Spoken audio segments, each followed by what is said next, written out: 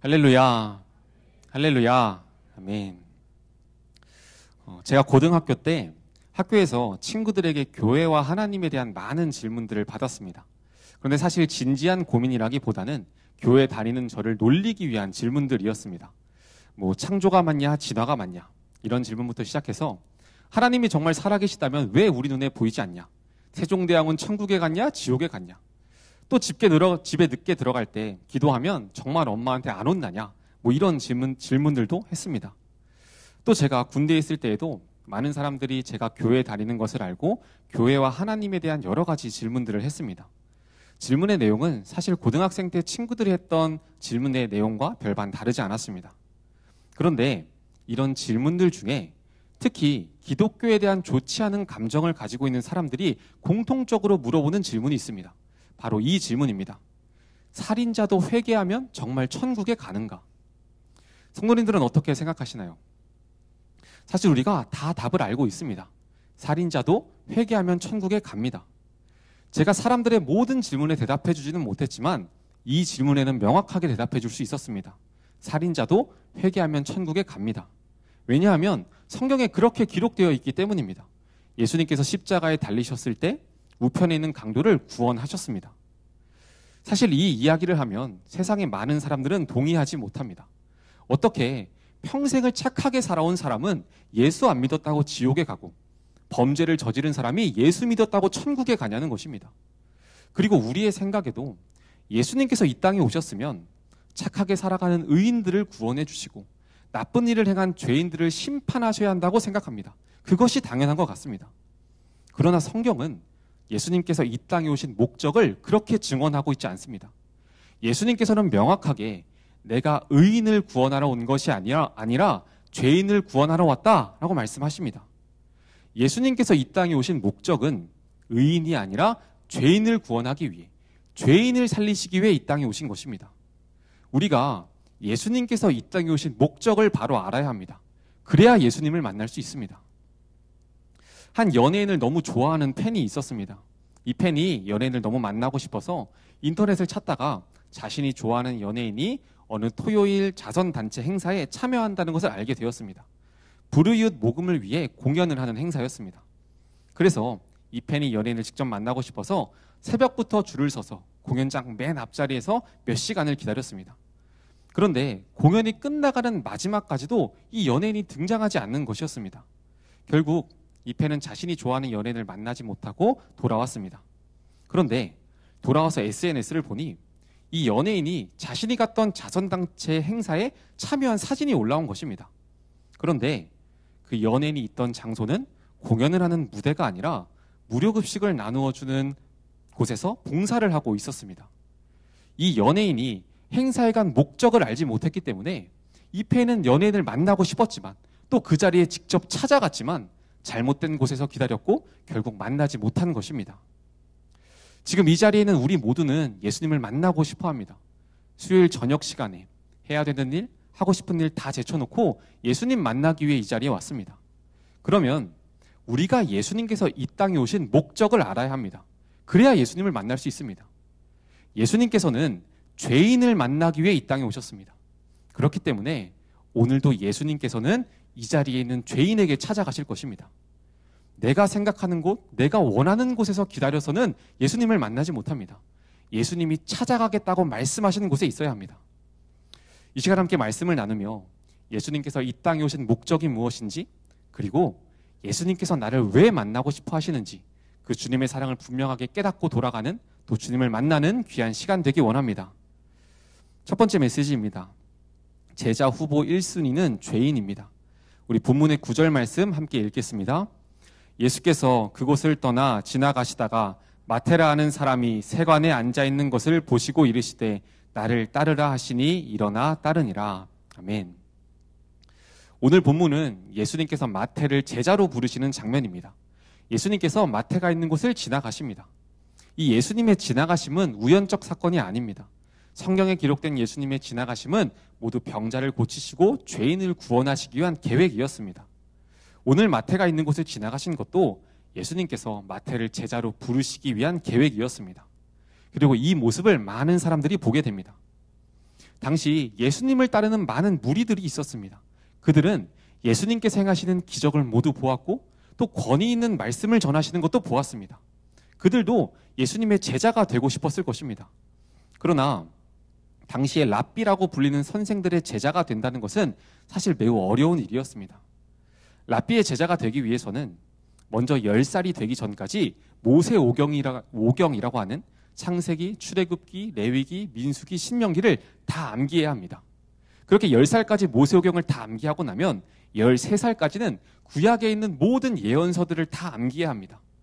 그렇게 13살이 되기 전까지 모세오경과 구약의 예언서들을 다 암기하게 되면 랍비 아래에서 공부를 할 수 있는 기회가 생깁니다. 그러나 당연히 자격이 생겼다고 해서 모두가 제자가 될 수 있는 것은 아닙니다. 랍비의 선택을 받아야 합니다. 이것이 당시의 제자가 될 수 있는 기준이었습니다.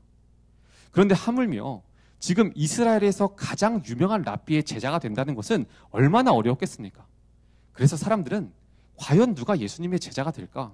예수님께서 누구를 제자로 부르실까? 매우 궁금했을 것입니다. 그리고 오늘 예수님께서 마태를 제자로 부르십니다. 그런데 문제는 예수님께서 제자로 선택하신 마태의 직업이 세리라는 것입니다. 예수님께서 세리를 제자로 부르셨다는 것은 사람들에게 충격이었습니다. 세리는 지금 시대의 세무 공무원이라고 할 수 있습니다. 나라의 세금을 걷는 일을 했습니다. 그런데 당시 로마의 식민지였던 이스라엘에서 유대인이 공무원이 되었다는 것은 일제강점기의 친일파처럼 매국노가 되었다는 것입니다. 이 세리들은 로마의 권력을 등에 업고 세금을 핑계 삼아 이스라엘 백성들을 착취했습니다. 세리가 세금을 걷는 방식은 지금과 많이 달랐습니다. 먼저 로마에서 세리들에게 경매를 합니다. 누가 1년 동안 더 많은 세금을 거둘 수 있는가 경매를 합니다. 그리고 가장 많은 세금을 낼 수 있다고 생각하는 세리를 선택하면 그 세리가 먼저 로마에게 자신이 이야기한 돈을 다 먼저 지불합니다. 그러면 그때부터 이 세리는 로마의 권력을 등에 업고 아무런 제약 없이 유대인들에게 세금을 거둘 수 있는 것입니다. 착취가 시작되는 것입니다. 그래서 이 세리는 유대인들에게 죄인 중에 죄인이었습니다. 나라를 팔아먹은 매국노였고 강도였습니다. 다른 사람들은 다 용서받아도 이 세리만큼은 회개해도 구원받지 못할 인간들이라고 생각했습니다. 그래서 당시 유대인들 사이에서는 창녀와 사마리아인과 더불어서 세리에게도 거짓말을 해도 죄를 묻지 않고 심지어 세리를 죽여도 죄를 묻지 않았습니다. 또 하나님을 예배하는 성전이나 회당에는 당연히 들어갈 수 없었고 유대인의 법정에서는 증인으로 설 자격조차 없었습니다. 이것이 세리가 사회에서 받고 있는 대우였습니다. 그런데 이런 세리 마태를 예수님께서 제자로 부르십니다. 예수님께서 마태를 제자로 부르셨을 때 주변에 있는 많은 사람들이 놀랐지만 사실 그 누구보다 마태가 가장 놀랐을 것입니다. 자기 스스로도 자기가 어떤 존재인지 다 알고 있었습니다. 매국노, 강도, 용서받지 못할 죄인. 그런데 이런 자신을 예수님께서 제자로 부르시니 마태는 이해가 되지 않았을 것입니다. 그리고 예수님께서 이 마태를 제자로 부르시는 장소가 어디냐면 바로 세관입니다.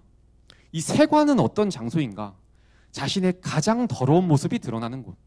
과부, 노인, 가난한 자들의 아픔을 무시하고 짓밟으며 오로지 자기의 부를 위해 착취한 그 돈을 세고 있는 가장 더러운 자리입니다. 그런데 예수님께서 그곳으로 마태를 찾아오십니다. 마태의 마음이 어땠을까요? 자기 스스로도 가장 더럽다고 생각하는 곳, 가장 숨기고 싶고 가장 피하고 싶은 그 죄의 현장으로 예수님께서 찾아오신 것입니다. 마태는 예수님의 산상수훈 설교를 들었습니다. 그래서 마태복음 5, 6, 7장의 산상수훈을 자세히 기록할 수 있었을 것입니다. 그런데 지금 마태는 그 산상수훈의 설교를 들었음에도 그 은혜를 받았음에도 하나님의 자녀된 삶을 살아야 한다는 것을 알았음에도 자신의 정욕을 버리지 못하고 또 더러운 돈을 만지고 있는 것입니다. 자기 스스로도 이런 자기 자신이 얼마나 싫었겠습니까?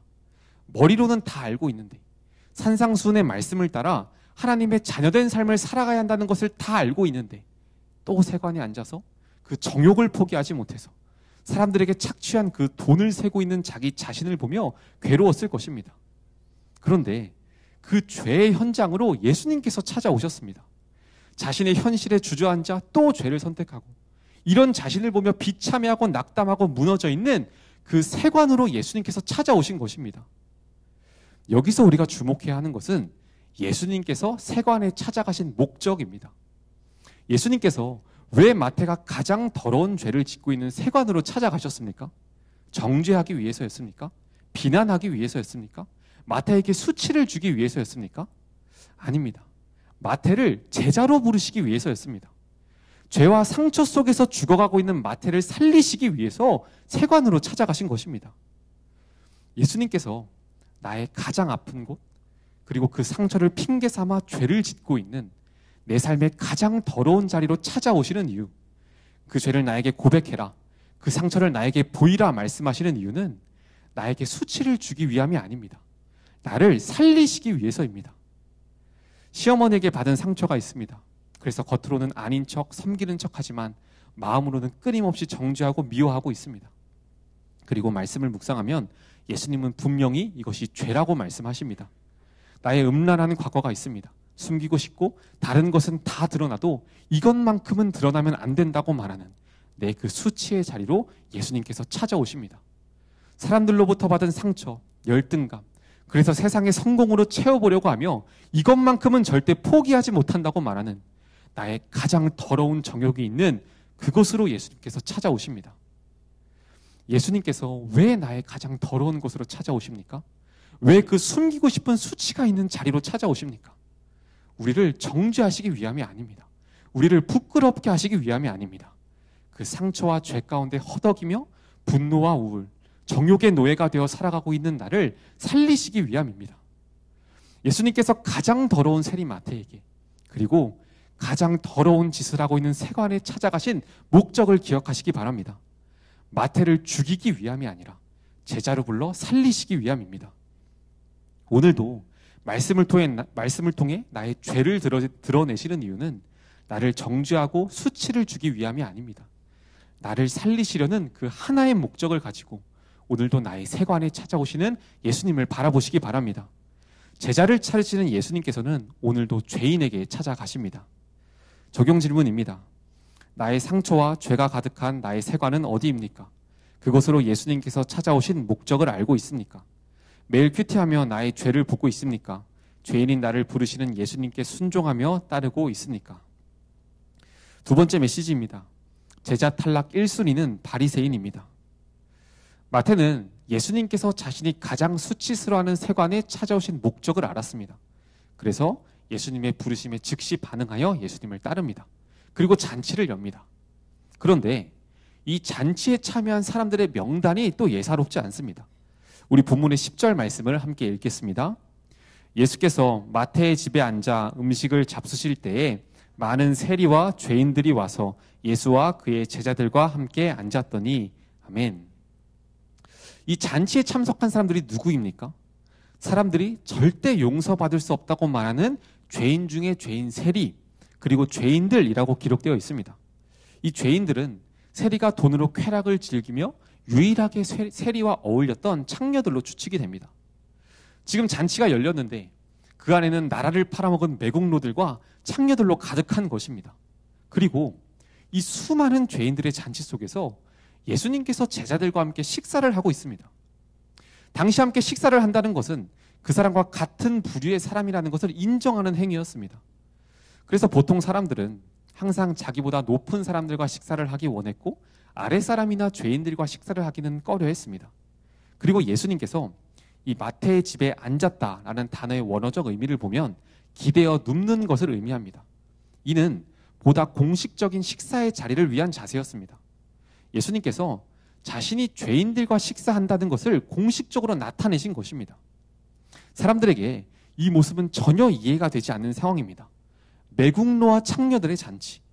그래서 나는 저 잔치에 발을 들이고 싶지 않은 곳에서, 그곳에서 예수님께서 함께 식사를 하고 계신 것입니다.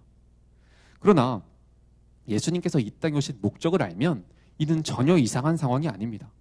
예수님께서는 죄인들을 구원하기 위해 이 땅에 오셨습니다. 그러니 예수님께서 죄인들과 함께 먹고 기쁨의 잔치를 누리는 것은 전혀 이상한 장면이 아닙니다. 그런데 이 예수님과 함께하는 기쁨의 잔치에 참여하지 못하는 자들도 있습니다. 바로 바리새인들입니다. 바리새인들은 예수님과 함께하는 기쁨의 잔치에 참여하지 못하고 있습니다. 그리고 제자들에게 이렇게 묻습니다. 본문의 11절 말씀 함께 읽겠습니다. 바리새인들이 보고 그의 제자들에게 이르되 어찌하여 너희 선생은 세리와 죄인들과 함께 잡수시느냐. 바리새인들이 이렇게 묻는 이유는 그들이 가지고 있었던 메시아관 때문입니다. 바리새인들은 메시아가 이 땅에 왔다면 율법을 잘 지키며 살아가는 자신들과 같은 의인들을 구원해주고 율법을 범하며 살아가는 세리와 창녀 같은 죄인들을 심판해야 한다고 생각했습니다. 그러나 정말 예수님께서 이 땅에 오신 목적이 죄인이 아니라 의인을 구원하기 위해 오셨다면 이 땅에 구원받을 수 있는 사람은 아무도 없습니다. 성경에 의인은 없나니 하나도 없다라고 분명하게 말씀하고 있기 때문입니다. 예수님께서 의인을 구원하기 위해 이 땅에 오셨다면 구원받을 수 있는 사람은 아무도 없습니다. 우리 모두가 죄인이기 때문입니다. 그리고 바리새인들도 이 사실을 다 알고 있었습니다.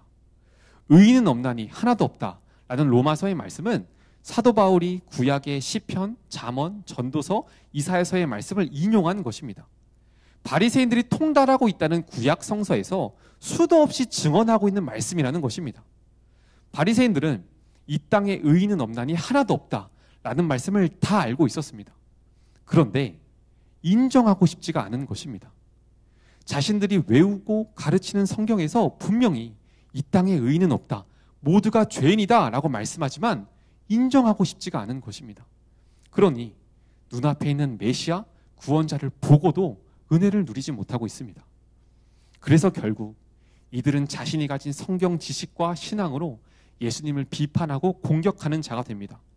어떻게 의인이 구원받아야지 죄인을 구원할 수 있냐는 것입니다.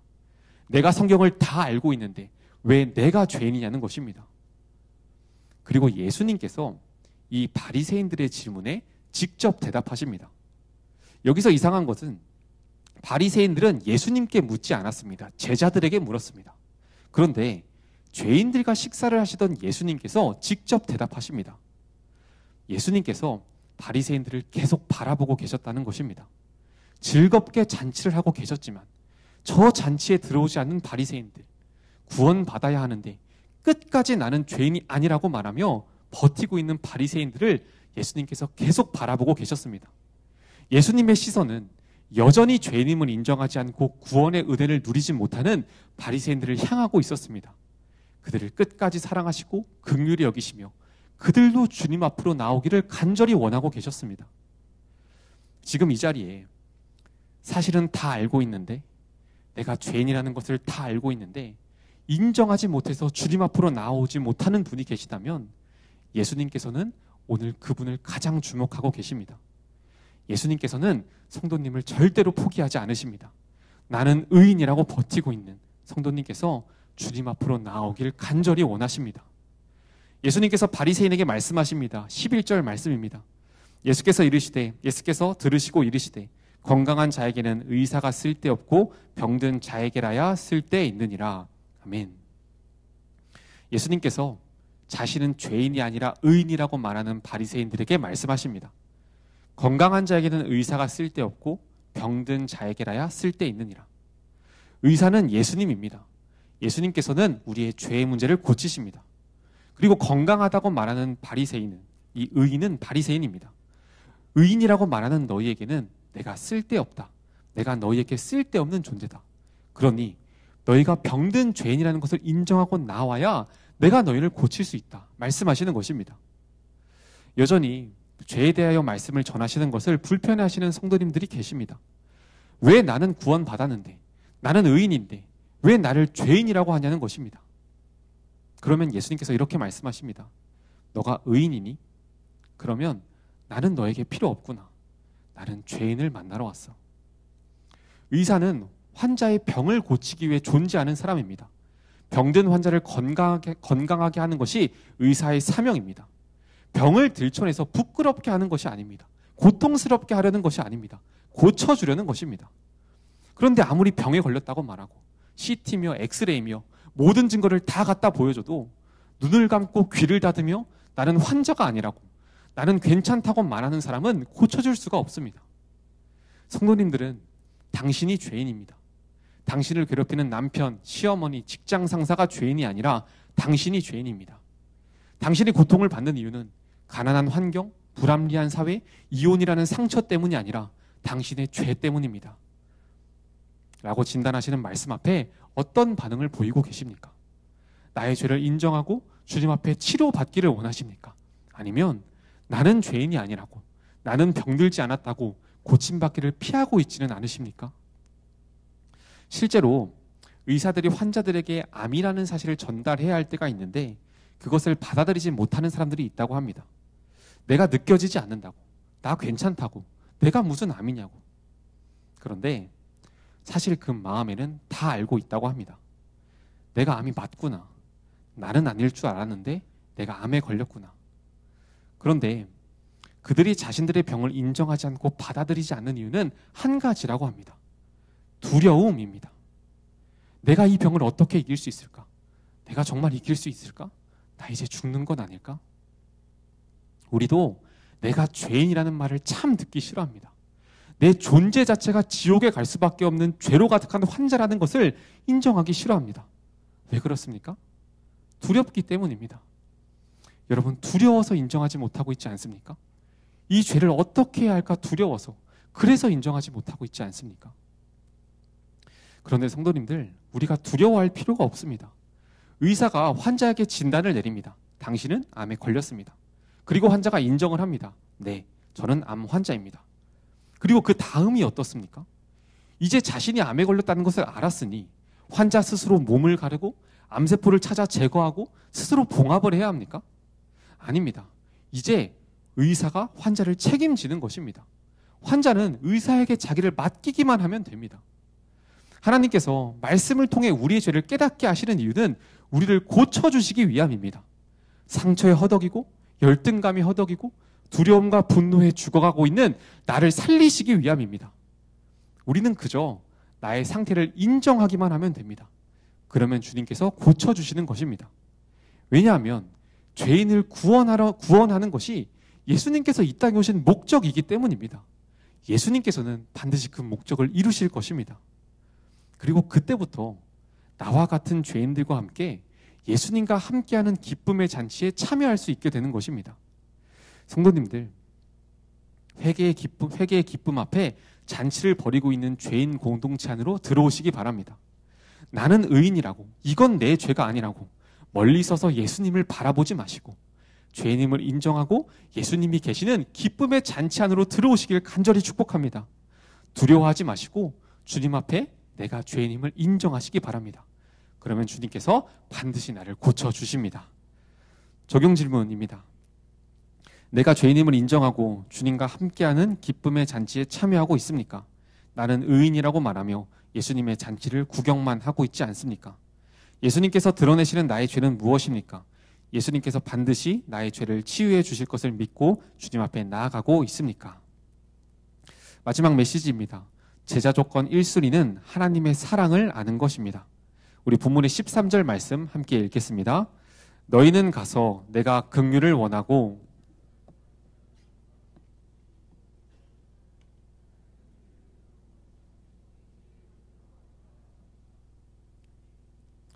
예수님께서 계속해서 바리새인들에게 말씀하십니다. 너희는 배우라. 바리새인들은 당황했습니다. 성경 박사에 율법이라는 율법은 내가 다 지키고 있는데 내가 무엇을 더 지켜야 하는가? 나는 다 알고 있는데 내가 무엇을 더 배워야 하는가? 이 긍휼을 원하고 제사를 원하지 않는다라는 말씀은 호세아 6장 6절을 인용한 말씀입니다. 그리고 호세아서에 사용된 이 긍휼이라는 단어는 원어로 헤세드입니다. 끊임없는 무한한 하나님의 사랑이라는 뜻입니다. 아무리 그 끝을 보려고 해도 도저히 볼 수가 없는 하나님의 무한한 사랑을 의미합니다. 찬송가에 이런 가사가 있습니다. 하늘을 두루마리 삼고 바다를 먹물 삼아도 그 크신 하나님의 사랑 다 기록할 수 없겠네. 한번 상상해 보시기 바랍니다.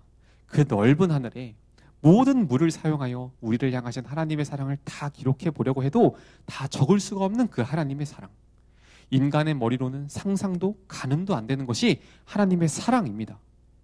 예수님께서 성경 박사라고 하는 바리새인들에게 이 무한하고 끝이 없는 하나님의 사랑을 배우라 말씀하시는 것입니다.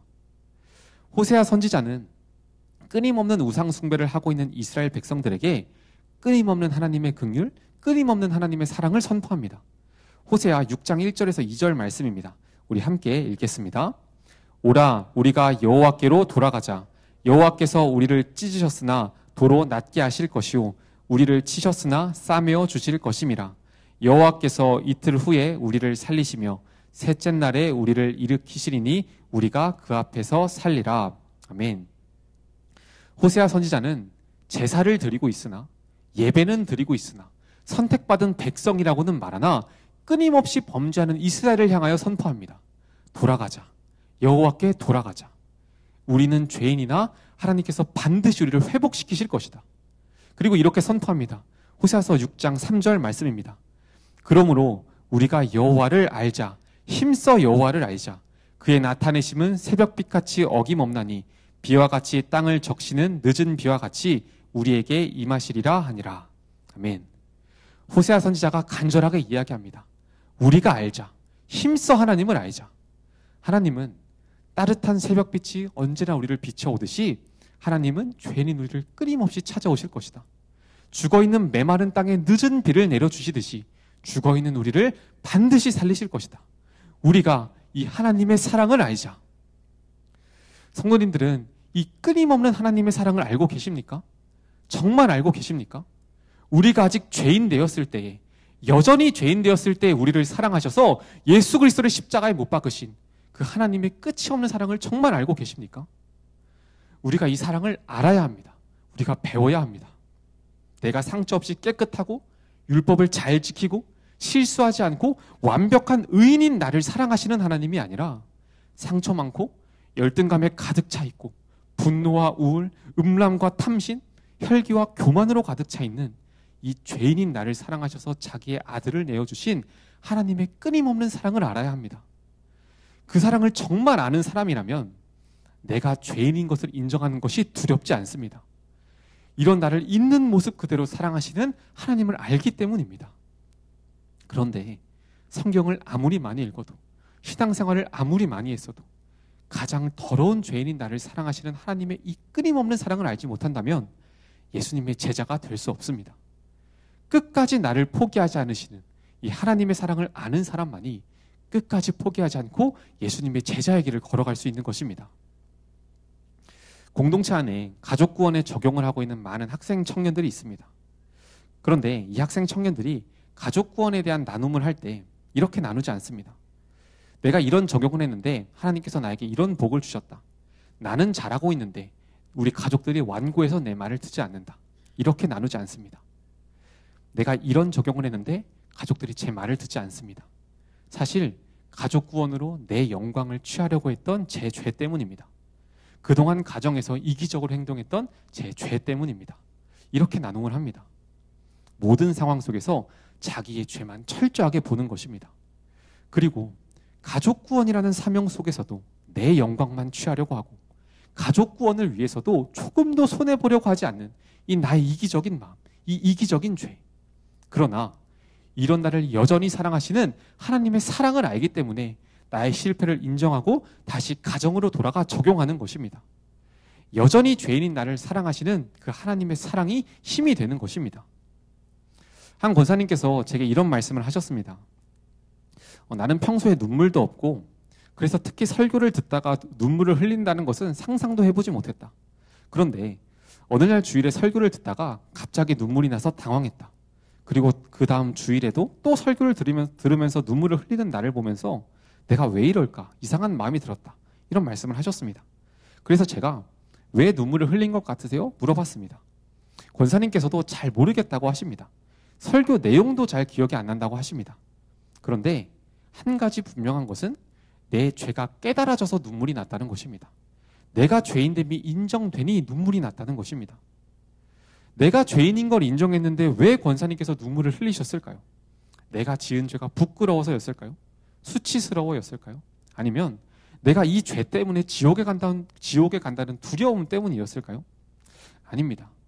이런 죄를 지은 나를 하나님께서 사랑하신다는 그 끊임없는 사랑이 깨달아졌기 때문입니다. 내가 이런 죄를 지었는데 하나님이 나를 사랑하신다고? 이 감격에 마음이 무너져 하나님 앞에 우신 것입니다. 제가 선생님들과 학교 앞 전도를 하고 있는데 한 초등학생 아이가 저에게 와서 질문을 했습니다. 선생님은 언제 하나님을 만났어요? 하나님을 만나면 어떤 느낌이에요? 제가 잠깐 하나님 만났던 때를 떠올려 보았습니다. 그리고 이 아이에게 질문을 했습니다. 우빈이라는 친구입니다. 우빈아, 우리가 이 세상을 살아가면서 나쁜 죄들을 지으면서 살아가지? 이 아이가 고개를 끄덕입니다. 또 내가 생각해도 정말 부끄러운 상처와 아픔이 나에게 있지?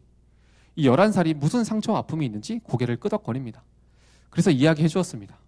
그래서 하나님을 처음 만나면 깜짝 놀라게 돼. 내가 이렇게 나쁜 짓을 저질렀는데도 나를 사랑하시고, 내가 이렇게 부끄러운 상처와 아픔을 가지고 있는데도 나를 사랑하시는 분이 있다는 사실에 깜짝 놀라게 돼. 하나님을 만나면 이런 나를 하나님이 사랑하신다고? 라는 마음에 너가 깜짝 놀라게 될 거야. 제가 이 마음을 떠올렸던 이유는 고등학교 2학년 때 하나님을 만났던 때가 기억이 났기 때문입니다. 당시 수련회 가서 정말 열심히 기도를 하고 있었습니다. 하나님을 만나기 위해 정말 열심히 기도하고 있었습니다. 모태신앙으로서 아주 거룩한 기도를 드리고 있었습니다. 하나님, 저는 죄인입니다. 나를 만나주세요. 제가 예수님을 죽인 죄인입니다. 하나님, 제가 하나님을 위해 제 생명을 드리겠습니다. 하나님은 사랑이십니다. 하나님은 거룩하십니다. 모태신앙으로 태어나 교회에서 듣고 배운 것들로 열심히 기도하고 있었습니다. 그런데 그렇게 2시간이 넘게 기도를 하고 있는데 하나님께서 저를 만나주시지 않는 것입니다. 그래서 눈을 뜨고 잠시 옆을 돌아보니 다른 사람들은 하나님을 만나서 울고불고 난리가 나는 것입니다. 그렇게 옆 사람들을 보고 나니 2시간이 넘도록 기도했는데 나를 만나주시지 않는 하나님에 대한 원망의 마음이 들기 시작했습니다. 그래서 제 기도가 이렇게 바뀌었습니다. 하나님, 나를 왜 안 만나주세요? 나처럼 의인이 어딨다고 나를 안 만나주세요? 나처럼 신앙생활 열심히 하고 중고등부 회장도 하고 찬양인도도 하고 매일 성경도 읽고 기도도 하고 회개도 하는데 나처럼 의인이 어딨다고 나를 안 만나주세요? 원망의 기도를 하기 시작했습니다. 그리고 그 기도를 하고 있을 때 하나님께서 제게 빛으로 찾아오셨습니다. 제가 빛이신 하나님 앞에 서게 되었습니다. 그리고 그 빛이신 하나님 앞에서 제가 얼마나 더러운 죄인인지 깨닫게 되었습니다. 그 빛 앞에 드러난 제 모습은 머리부터 발끝까지 새까맣고 더러웠습니다. 그때부터 제가 뒤집어져서 울었습니다. 나는 깨끗한 죄인인 줄 알았는데 더러운 제 모습에 충격을 받아서 운 것이 아닙니다. 비참해서 운 것이 아닙니다. 이렇게 더러운 나에게 하나님께서 찾아와 주셨다는 사실에 놀라 뒤집어졌습니다.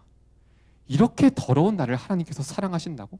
지금 내가 내 모습을 봐도 너무 새까맣고 너무 더러운데 이런 하나님이 나를 찾아와 주셨다는 사실에 하나님 앞에 울 수밖에 없었습니다. 제자가 되는 1순위 조건은 하나님의 사랑을 아는 것입니다. 지금 이 모습 그대로 나를 사랑하시는 하나님의 끊임없는 사랑을 아는 것입니다. 깨끗하고 상처가 치유되었고 율법을 잘 지키며 의인이 된 나를 사랑하시는 하나님이 아니라 우리가 아직 죄인 되었을 때에 나를 향한 사랑을 확증하신 하나님의 사랑을 아는 것입니다. 이것이 구속사입니다.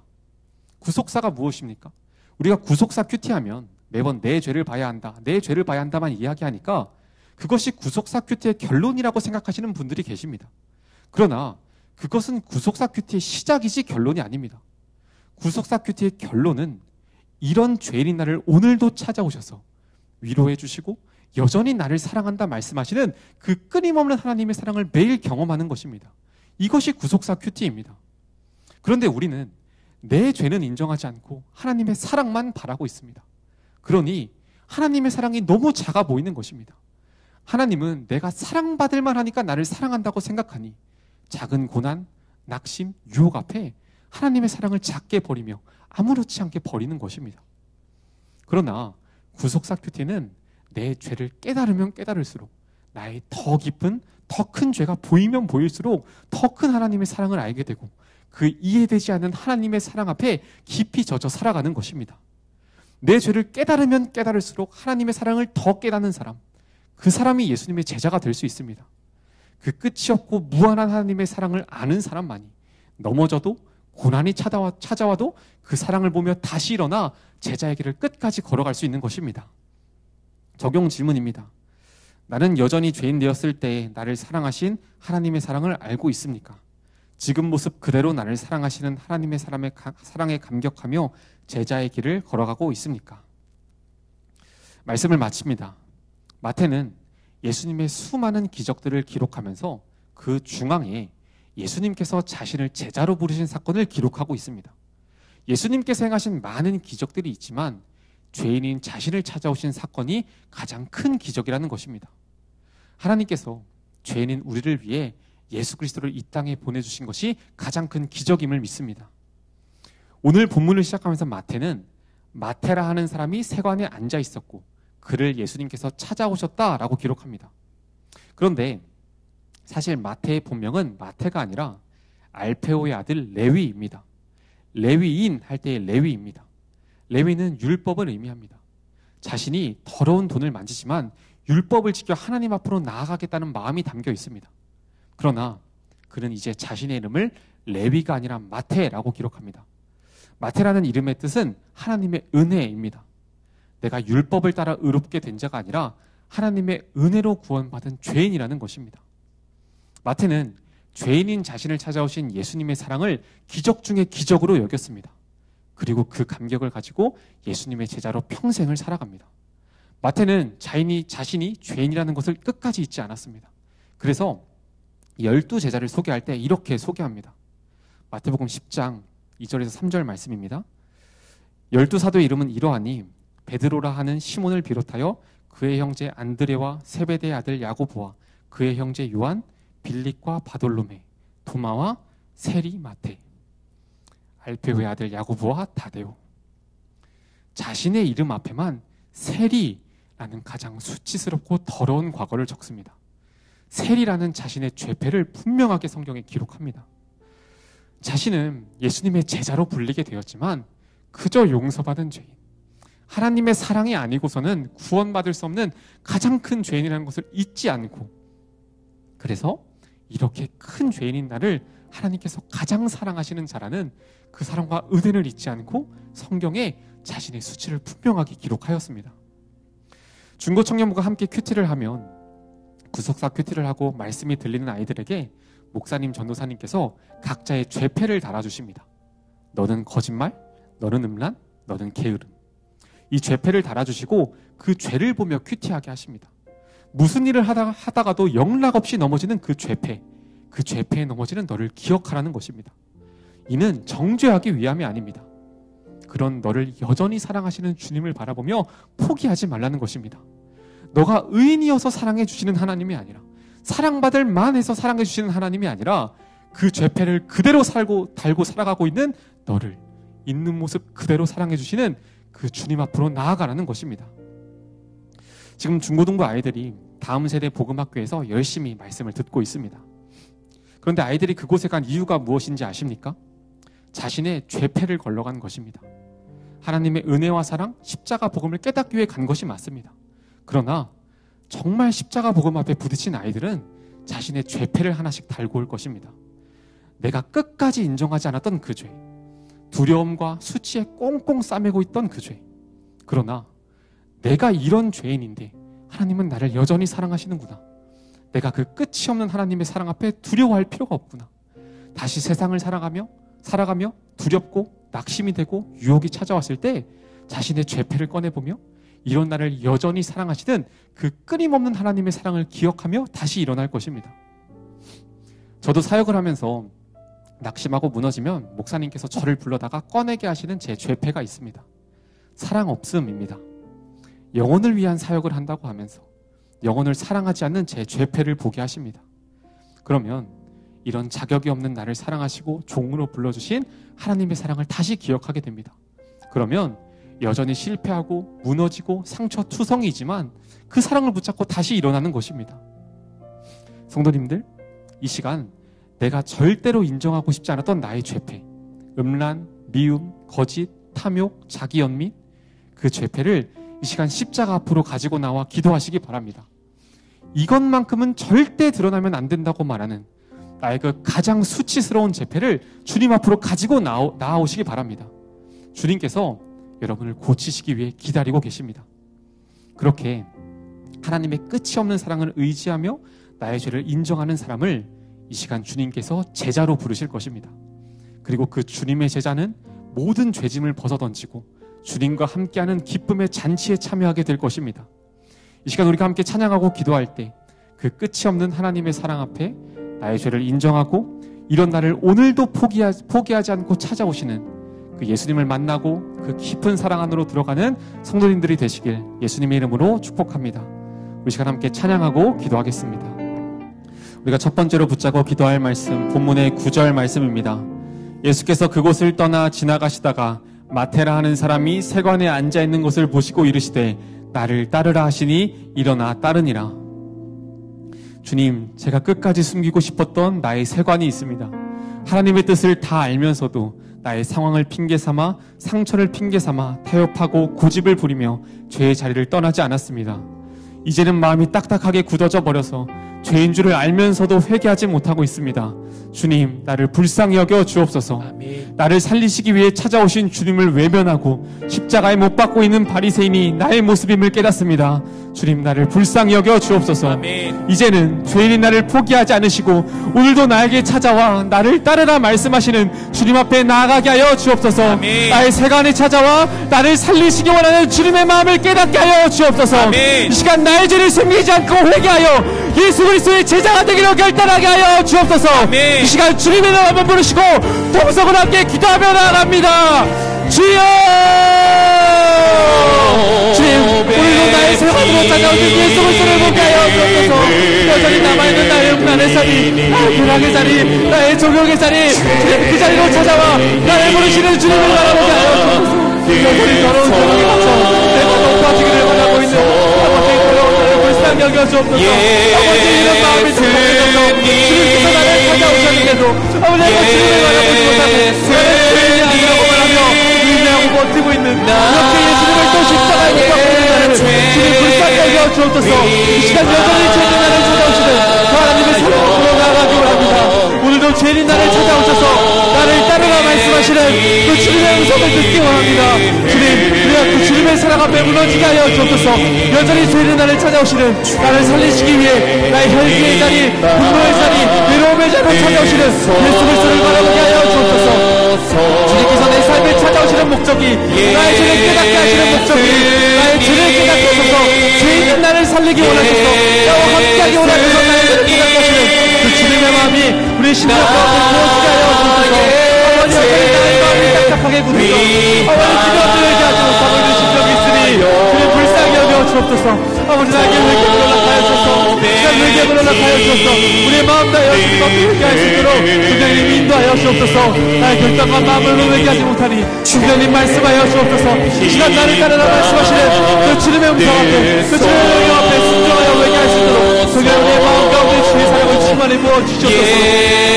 아버지 회개하지 못하고 있는 아버지 나를 불쌍히 여겨 주옵소서. 주님의 의인이라고만 하며 주님을 인정만 하고 있는 나를 주님 불쌍히 여겨 주옵소서. 내가 주님을 인정하고 주님 앞으로 나가 고침받는 역사가 주님 이 시간 일어나게 하여 주옵소서. 나의 두려움이 떠나가게 하시고 다 알면서도 인정하지 못하는 나의 더러운 마음과 두려움이 예수님의 십자가 앞에 무너질 수 있도록 성령 이 시간 인도하여 주옵소서. 우리의 마음 가운데 주님 앞에 나가게 하여 주옵소서.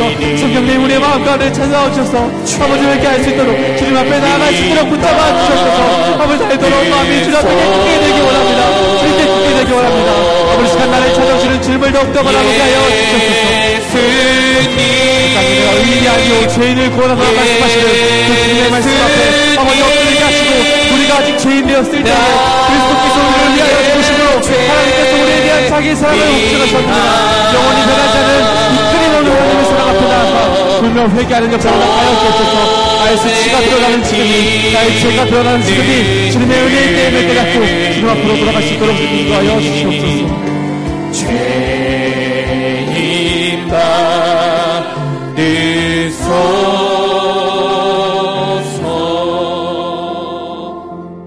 시간 주님이 임재하시는 거룩한 강단 앞으로 초청합니다. 나의 세관에 찾아와 나를 따르라 말씀하시는 주님 앞에 부르짖어 기도하기 원하시는 분은 강단 앞으로 나와 기도하시기 바랍니다.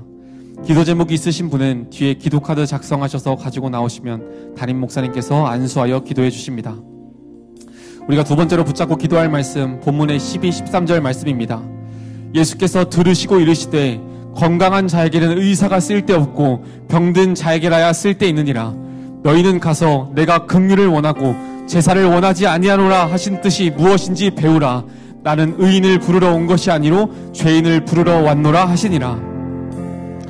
죄인을 구원하기 위해 이 땅에 오신 주님 앞에 나의 죄를 인정하고 나아가게 하여 주옵소서. 아멘. 나의 죄를 깨닫게 하시는 주님의 목적을 알게 하셔서 나의 병든 자아와 죽어가는 나를 살리기 원하시는 주님의 마음을 알게 하여 주옵소서. 아멘. 의인을 부르러 온 것이 아니오 죄인을 부르러 왔노라 말씀하시는 주님의 말씀 앞에 가장 먼저 반응하여 나의 죄를 고백하는 자가 되게 하여 주옵소서. 아멘. 나의 죄패를 보며 두려워하지 않고 십자가 앞으로 나아가 용서함 받는 시간이 되게 하여 주옵소서. 아멘. 특별히 이 시간 다음 세대 복음학교에 참여한 중고등부 학생들을 위하여 기도하기 원합니다. 복음학교를 통하여 다음 세대가 끊임없는 하나님의 사랑을 깨닫게 하여 주옵소서. 아멘. 우리가 아직 죄인이었을 때에 우리를 위하여 죽으심으로 하나님의 사랑을 확증하신 십자가 복음을 경험하고 돌아오게 하여 주옵소서. 아멘. 이 시간 주님이라는 이름을 부르시고 동성으로 함께 기도하며 나아갑니다. 주여, 주님, 오늘도 여전히 죄인인 나를 사랑하시는 그 주님 앞으로 나아가게 하여 주옵소서. 나를 따르라 부르시는 그 주님의 사랑의 음성이 우리 마음 가운데 들리게 하셔서 나의 죄를 가지고 나의 그 가장 수치스러운 그거를 가지고 주님 앞으로 나아가 회개하게 하여 주옵소서. 나를 죽이는 것이 아니오 살리시기 원하시는 그 하나님의 말씀 앞에 순종할 수 있도록 주님 역사하여 주옵소서. 죄인을 부르러 왔노라 말씀하시는 그 주님의 말씀 앞에 내가 가장 먼저 반응하게 하시고 내가 가장 먼저 주님 앞에 달려가 주 앞에 회개할 수 있도록 주님 말씀하여 주옵소서. 나를 따르라 말씀하시는 주님 앞으로 아버지 나의 모든 죄를 가지고 주 앞에 나아가 용서한 받는 시간이 되게 하여 주옵소서. 나의 있는 모습 그대로 사랑하시고 깨끗한 내가 아니라 의인인 내가 아니라 여전히 죄인된 나를 사랑하시는 그 주님의 십자가 앞으로 나아갈 수 있도록 너희는 나의 마음 가운데 예수 그리스도의 사랑을 그 끊임없는 십자가 사랑을 허락하여 주옵소서.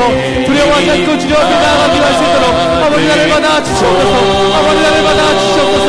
제 사랑 앞에 엎드려 나아가는 죄인이 되게 하시고 늘 용서받는 죄인이 되게 하며 너희를 끝까지 붙잡고 나아가는 자가 되게 하여 주옵소서. 내가 어떠한 죄를 짓지 않고 나의 죄를 가지고 주님 앞에 용서받는 주옵소서. 죄인을 아버지 나의 죄를 보시며 나의 죄를 보시며 나를 따르라 말씀하시는 그 주님의 음성 앞에 순종하며 따라가는 자들이 되게 하여 주옵소서. 주님, 복음 앞에 참여한 다음 세대들이 예수 그리스도의 십자가 복을 만나게 하셔서 여전히 죄인의 나를 사랑하시는 그 주님의 십자가 복음 앞에 엎어지는 역사가 아버지 일어나게 하여 주옵소서. 주께서 함께 하시는 곳이니 주께서 계획하신 곳이니 주께서 부르신 곳이니 제 뜻이 모두 들어질 것을 바라며 아버지 간절하게 기도하게 하시고 아버지 일어날 다음 세대를 기도하게 하여 주옵소서.